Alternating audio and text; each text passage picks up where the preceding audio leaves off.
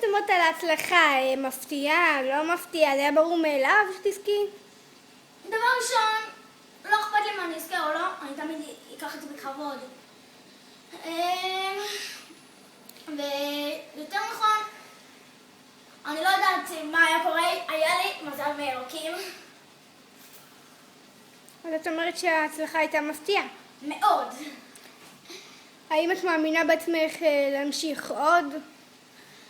הלאה. כעיקרון, אני מאמינה בעצמי. אבל המשפחה שלי לא כל כך. למה? ספרי לנו.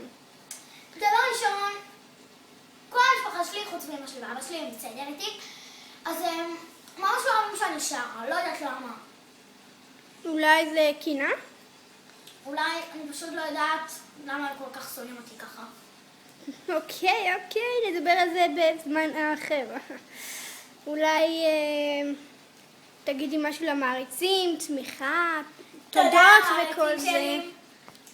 ואני ממש אוהבת אתכם, התגעגעתי אליכם, ראיתי כמה מכם, אני זוכרת.